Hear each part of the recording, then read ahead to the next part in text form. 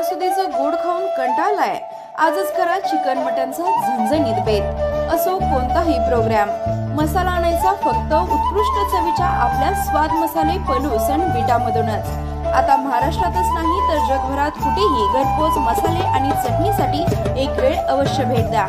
स्वाद मसाले, कराड तासगाव रोड, पलूस आणि गांधी विद्यालय शेजारी, विटा। संपर्क 75 30 98 66 66 आणि 75 30 80 66 66।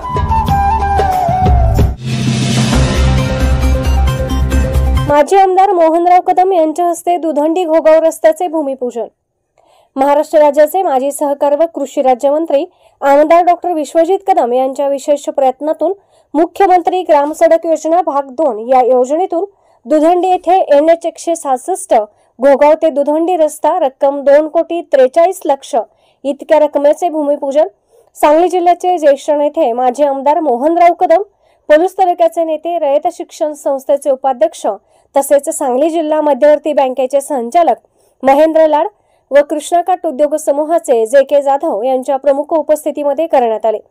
यावेळी शिवभवानी उद्योग समूहाचे अध्यक्ष शिवाजीराजे जाधव, प्रमोद जाधव, क्रांतिकुमार जाधव, संजय पाटील, माजी सरपंच विजय आरबुणे, सुधीर जाधव, दुधंडी गावातील प्रमुख नेते तसेच विविध संस्थांचे पदाधिकारी, मान्यवर व दुधंडी ग्रामपंचायतीचे सरपंच उषा देशमुख, उपसरपंच विजय जाधव, ग्रामपंचायत सदस्य व ग्रामस्थ मोठ्या संख्येने उपस्थित होते। आज दुधंडी येथे मुख्यमंत्री सडक योजनेतून कामाचा शुभारंभ आदरणीय मोहनदादांच्या शुभ हस्ते आणि महेंद्र अप्पांच्या उपस्थितीत संपन्न झालेला आहे। या रस्त्याचं काम गेली 3-4 वर्ष झालं आपण पंतप्रधान सडक योजनेतून केलेलं होतं, परंतु पंतप्रधान सडक योजनेचं शीर्षक बदललं आणि त्यानंतर मुख्यमंत्री सडकमध्ये हा रस्ता धरून 2,43,00,000 रुपयाचा हा रस्ता दुधंडी ते घोगाव यावर असणारी 2 पुलं, दुधंडीतील गटरकाम, असं हे काम अत्यंत मोठं आहे। परंतु हे काम ज्या संस्थेने घेतलं त्या संस्थेने 8-9 महिने पैसे न भरल्यामुळं या कामाची प्रोसेस लांबली। परंतु आज त्या कामाला योगायोग आला आणि आदरणीय मोहन दादांच्या हस्ते हे काम चालू झालेलं आहे। या ठिकाणी दुधंडीत हे 3रं मुख्यमंत्री सडक किंवा पंतप्रधान सडकमधला रस्ता आहे।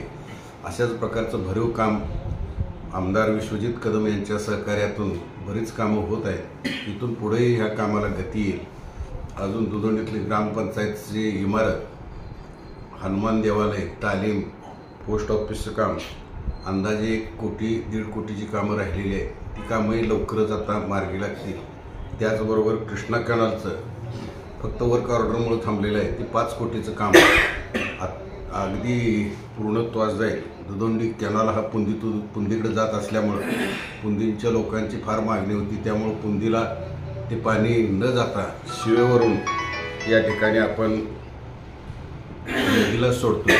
पुंदीच्या लोकांना गरज असेल तर ते पाणी तिकडे जाईल, नसेल तर ते पाणी दुधंडीच्या शिवेवरूनच नदीला मिळण्याचं काम करतोय।